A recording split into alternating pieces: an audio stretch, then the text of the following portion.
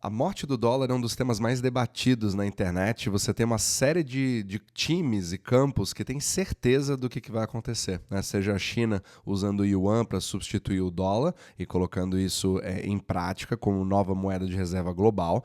Outras pessoas já acham que o BRICS vai criar uma moeda comum, lastreada em petróleo, em commodities, em ouro e várias outras coisas, ou que o ouro vai ser essa nova moeda, a gente vai voltar para um padrão ouro, ou que o Bitcoin vai substituir o dólar, ou que um sistema quântico vai substituir tudo isso, né? Já tive de todos os tipos de comentários nos meus vídeos do podcast, e aí você acaba... O grande problema não é tentar prever o que vai acontecer, mas ter a certeza do que o que você gostaria que acontecesse seja de fato o que vai acontecer. E isso pode arruinar completamente uma pessoa, um portfólio, principalmente quando você se baseia, você baseia sua decisão de investimentos com o que você gostaria que fosse. Mas eu acho muito mais importante você analisar como o sistema de fato funciona para você tomar as suas próprias decisões. Então o que eu quero falar aqui é um pouquinho, obviamente, isso envolve a teoria do milkshake do dólar, feita pelo Brent Johnson. Ele teve uma aparição recente no podcast do Adam Taggart, e muitas vezes ele se vê tendo que explicar a mesma coisa, né? E acaba sendo mal interpretado, e isso, por tabela, acaba acontecendo aqui, né, nesse podcast da mesma forma, principalmente quando você tenta explicar como o sistema funciona, mas automaticamente você é compreendido como se você defendesse esse sistema. Então, descrever um sistema e defender o sistema descrito são coisas completamente diferentes. Então, eu quero te passar uma visão para que você tome a sua própria decisão, mas explicar um pouquinho do que está por trás dessa teoria, principalmente para quem não é muito familiarizado com o assunto. É claro que é um assunto muito extenso, mas eu vou tentar trazer pelo menos a ideia. Então, a teoria do milkshake do dólar é basicamente um mecanismo que explica como seria uma crise de dívida soberana e monetária mundial. Isso não é um evento de um mau período econômico. Isso é um evento cataclísmico que faria uma mudança completa de todo o sistema que nós temos hoje, centralizado no dólar americano e no sistema euro-dólar, que são os dólares depositados fora dos Estados Unidos. Hoje, todas as moedas do mundo elas são derivativos de dólar, certo? E tudo está precificado hoje em dólares. E a maioria das transações hoje que ocorrem são em dólares. Agora, é inegável que nós temos uma tentativa, pelo menos, de uma mudança desse sistema, né? Ele cria desconforto para vários participantes e coloca os Estados Unidos numa situação privilegiada, gostemos dos Estados Unidos ou não, independente da opinião que você tenha sobre como isso funciona. Porque a dívida criada, como todo o sistema mundial, não somente o dólar, mas todas as moedas do mundo, eles são criados do além a partir do momento em que você tem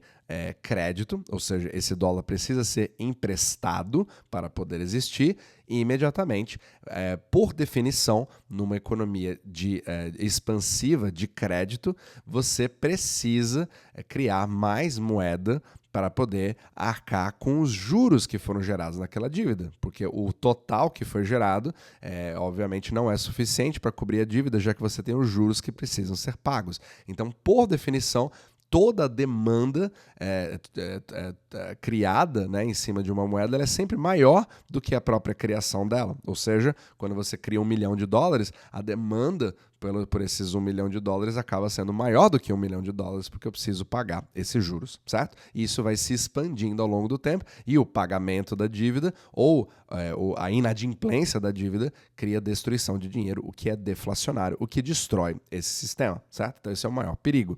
Então a grande incógnita que acontece aqui é você saber o timing para que essa crise de dívida soberana, principalmente quando você tem, né, as dívidas exponenciais dos países, e todo mundo fala dos Estados Unidos como tendo aí uma dívida exponencial e preocupante, mas esquecem de que o resto do mundo também tem uma dívida exponencial e também preocupante, e vários outros países crescendo até percentualmente mais rápido do que os Estados Unidos. Isso significa que os Estados Unidos são maravilhosos e que tudo vai se resolver? Não, mas isso significa que a preocupação, por definição, sendo que o dólar é a moeda de reserva global, faz com que os Estados Unidos acabam sendo protegidos por isso e sofram com as consequências de uma crise de dívida soberana por último.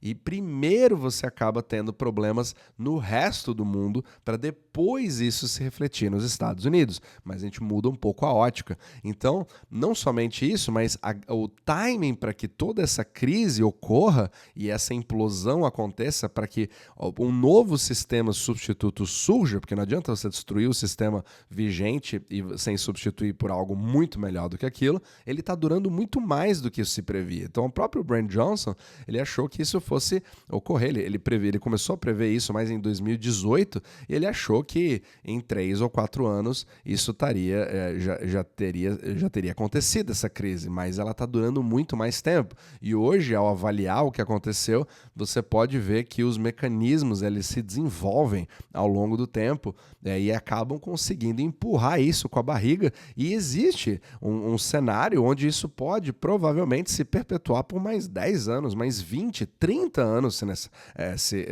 se necessário, digamos assim. Então, é importante você entender que nós estamos tratando de probabilidades e não de certezas, o que pode mudar completamente uma estratégia de qualquer tipo de portfólio. Então, o mecanismo, né, de como isso se comporta, apesar do timing ali ter sido errado em relação ao Brent Johnson, mas pelo menos o mecanismo de o que o mercado faz durante um desenvolvimento de uma crise monetária, ele vem de fato acontecendo. E isso é tão importante quanto você entender como o mecanismo funciona. Então, ele, numa entrevista que ele fez em 2018, foi quando realmente explodiu essa teoria, ele falou que a era de juros baixos, né, quase 40 anos, essa era acabaria, fazendo com que os preços dos bonds caíssem, ou seja, os juros acabam subindo.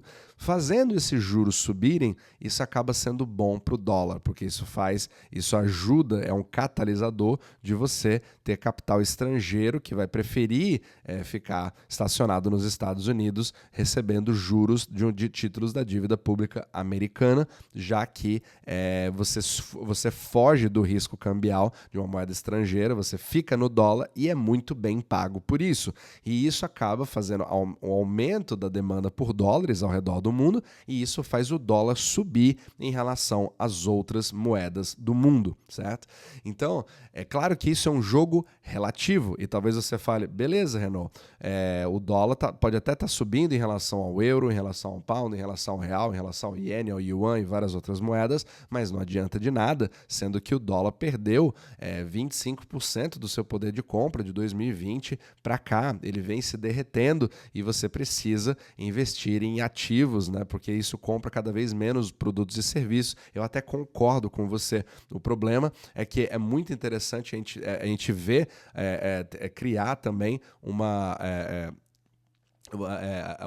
comparação com o que acontece dentro e fora dos Estados Unidos. É um jogo relativo. Então, por exemplo, se você hoje é um americano, você provavelmente está sentindo muito mais a inflação batendo na sua porta em dólares do que se você detivesse esses dólares fora dos Estados Unidos. Então, se você hoje detém reais, por exemplo, e você pudesse nos últimos 10 anos deter dólares, provavelmente o seu poder de compra teria aumentado ou no mínimo se mantido. Em outros países, você talvez só de segurar dólares você tivesse ganhado bastante dinheiro, digamos assim. Você tivesse tido uma valorização significativa. Então, isso acaba fazendo com que você tenha esse contraste do próprio dólar dos Estados Unidos, controlado pelo Fed, e do sistema euro-dólar, dos depósitos fora dos Estados Unidos. Porque justamente esse jogo comparativo, não somente ele é tão importante de entender, porque muitos colocam tudo no mesmo bloco, né, dizendo que a moeda fiat vai morrer, né, só que ao mesmo tempo esse jogo relativo é justamente o que define o que a liquidez do mundo vai fazer, o que vai definir o quanto tempo esse sistema vai se perpetuar. Então o jogo relativo entre moedas é tão importante quanto o funcionamento do próprio sistema. sistema. É isso que é importante você entender. O jogo relativo é crucial e é a espinha dorsal de todo esse mecanismo. Só que mesmo com o dólar subindo em relação a outras moedas, o que você veria normalmente como algo deflacionário, você também vê as bolsas americanas subindo junto com o dólar, o que é um pouco contraintuitivo, porque você acaba tendo um capital estrangeiro que entra dentro dos Estados Unidos e não somente ele compra títulos da dívida pública, mas o excesso de capital também entra nas bolsas ou até mesmo Bitcoin. E você percebe que o comportamento do Bitcoin acaba sendo de uma ação como um risk-on. Eu já falei isso em vários outros capítulos, inclusive.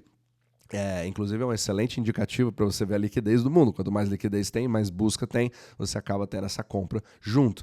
E você também vê o ouro subindo ao mesmo tempo junto com o dólar. E aí que quebra completamente aquela noção, principalmente quando você vai em alguma conferência e vê e simplesmente acredita naquela teoria de que o dólar já está com os dias contados, ele já morreu e o ouro já é o futuro, a China já é o futuro. Obviamente que muitos acabam tomando a decisão de colocar 100% do seu portfólio em ouro, esperando esse colapso. Mas aí fica a pergunta: talvez você tenha feito isso, mas apesar do ouro vir subindo junto, o dólar está subindo junto com o ouro. E, em princípio, quem acredita nessa teoria do colapso iminente, você teria que ter o contrário. O ouro, na verdade, ele é uma segurança. Como é que o dólar sobe em relação a tudo, né? Mas você pode até dizer que o dólar não está subindo em relação ao ouro. Concordo com você plenamente. As compras de ouro estão acontecendo. Agora, vai ser sempre assim de forma linear? Não necessariamente. É isso que o Brent Johnson também fala. Essa subida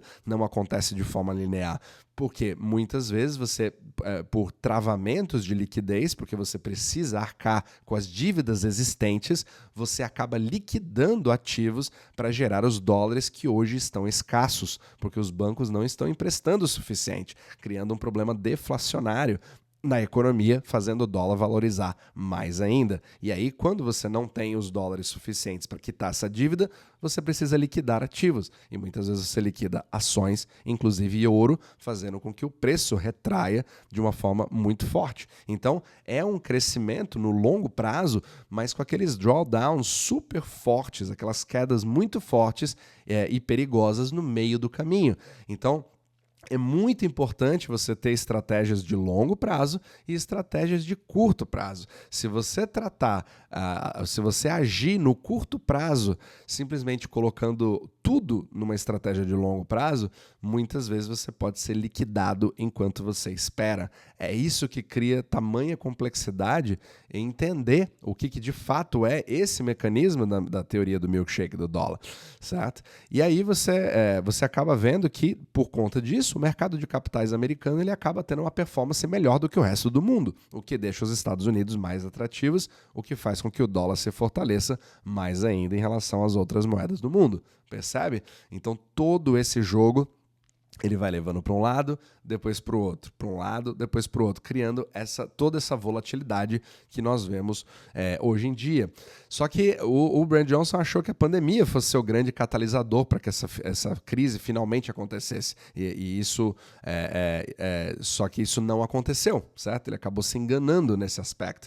Ela conseguiu se sustentar e se prolongar até hoje. Só que hoje, quando você analisa isso para trás, né, o que de fato aconteceu, você percebia que mesmo durante a pandemia, o mundo era muito mais cooperativo. Então a globalização, ela agiu no intuito de fazer com que os recursos pudessem ser distribuídos para que você combatesse a pandemia, né, e que tudo fosse feito. Então os países coordenaram entre eles, né, a OMS, etc., toda aquela coisa. Só que algo mudou muito fortemente no mundo depois da pandemia, né? De 2, 3 anos para cá, nós estamos num mundo completamente diferente, onde você tem muito menos cooperação entre os países, você está muito mais voltado para a segurança nacional, num processo claramente iniciado de desglobalização. E isso acaba sendo um catalisador que deixa muito mais difícil você manter todo esse sistema de pé do que não mantê-lo. Então, as falhas desse sistema acabam aparecendo cada vez mais rápido num processo de desglobalização. Porém, O processo de globalização fez o sistema monetário ficar completamente entranhado. Então não é fácil você simplesmente falar: a partir de agora eu vou abandonar o dólar e está tudo certo. Não, porque as dívidas existentes estão contraídas em dólares e juros estão feitos. Mas talvez você diga: só dar o calote nos Estados Unidos. Mas é que tá. Você percebe que a dívida fora dos Estados Unidos é muito maior do que a dívida dentro dos Estados Unidos. Então, você abandonar o dólar não é dar o calote nos Estados Unidos, é você dar o calote em todos os outros países do mundo para qual você deve, porque a moeda de reserva global é o dólar. Uma transação entre a Finlândia e o Japão é feita em dólares. Entre a Austrália e a África é feita também em dólares. Então, as dívidas contraídas têm que ser pagas. E mesmo que você tente ir para outro lugar, isso acaba fortalecendo o dólar, porque cria uma escassez dos dólares disponíveis para arcar com a dívida. Percebe o grande problema do entranhamento de todo o sistema? Então, a probabilidade de você ter um sistema que simplesmente abandona o dólar sem criar nenhum tipo de crash de economia local ou até uma crise bélica, certo? Ou uma escalada bélica ou guerras, é muito pouco provável. É por isso que o final dessa história não é nada feliz, né? E o Brent Johnson chegou a ficar triste quando ele descobriu, quando ele chegou a essa conclusão. Então não existe praticamente um cenário, depois de décadas de estudo sobre esse assunto, para que a mudança desse sistema acabe sendo uma coisa simplesmente suave, que vai fazer com que os Estados Unidos quebrem, o resto do mundo fique completamente intacto, a sua comida continue chegando na mesa, você continue tendo acesso aos mesmos serviços que você tem hoje, os produtos que você recebe na sua casa, as compras que você faz pela internet. Não tem como isso se manter de pé numa mudança suave, certo? E justamente porque todas as outras moedas do mundo são derivativos do dólar, e o crédito gerado fora é maior do que dentro dos Estados Unidos. Então, é isso que a gente precisa ver como um dos maiores desafios de toda a economia mundial, é ver para onde vai ir, mas não somente ter uma destruição desse sistema. Não adianta de nada se você não tiver um substituto que tenha a mesma liquidez, a mesma adoção, o mesmo funcionamento de forma global, da forma que isso acabou se perpetuando no mercado do euro-dólar. Então, é muito inocente, né, a gente tentar achar que as torcidas que a gente vê na internet dizendo vai BRICS ou vai China, agora o dólar acabou, agora os Estados Unidos acabou, acharem que podem acompanhar toda essa história de camarote pela internet sem ser atingidos diretamente nas suas economias, certo? Então, era mais ou menos isso que eu queria passar. Ficou um capítulo mais longo do que o normal, mas espero que isso possa dar uma ideia da complexidade do desafio que nós estamos vivendo hoje na macroeconomia.